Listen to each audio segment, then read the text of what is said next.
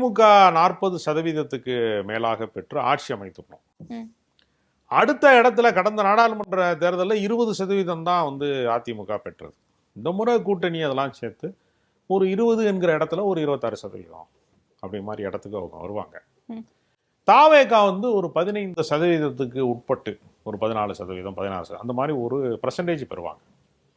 ஓரிரண்டு தொகுதிகள் வெற்றிக்கு மிக அருகில வரலாம், வெற்றியும் பெறலாம். ஒரு 1-2 எம்எல்ஏ கூட கிடைக்கலாம், கிடைக்காமலும் போகலாம். மிக நெருக்கத்தில் வந்து தோற்கலாம். மொத்தத்தில் அவங்க ஒரு குறிப்பிடத்தக்க சதவீதம், ஒரு 15-16% தாவேகா வந்து பெறும். வழக்கம் போல நாம் தமிழர் கட்சி வந்து 8% கடந்த தேர்தலில் பெற்றா அவங்க இப்போ ஒரு 5% குறையும்.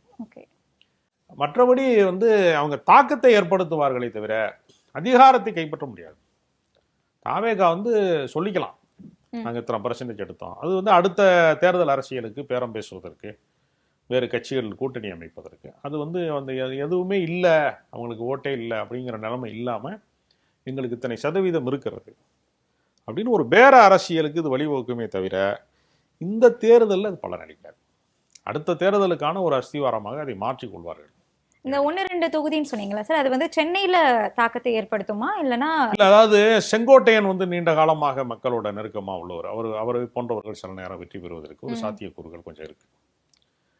ஆதவர்ஜுனா வந்து பணம் பாதாளம் வரைக்கும் பாயும், அதனால அவர் பெரிய அளவில் செலவு செய்யக்கூடியவர். விஜய்க்கு 2 தொகுதியில் ஏதாவது ஒரு தொகுதியில் கொஞ்சம் பெரம்பூர் மாதிரி தொகுதிகளில் கொஞ்சம் முன்னுக்கு வருவதற்கு ஒரு வாய்ப்பு இருக்கு.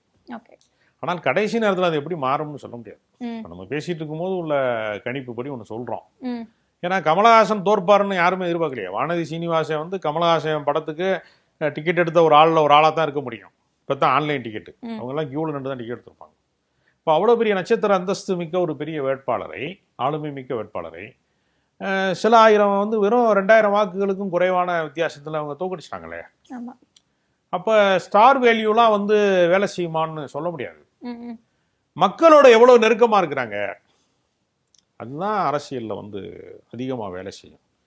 ஸ்டார் வேல்யூங்கிறது ஒரு தொடக்க நிலையில் பயன்படும், தொடர்ந்து பயன்படுமான்னு சொல்ல முடியாது.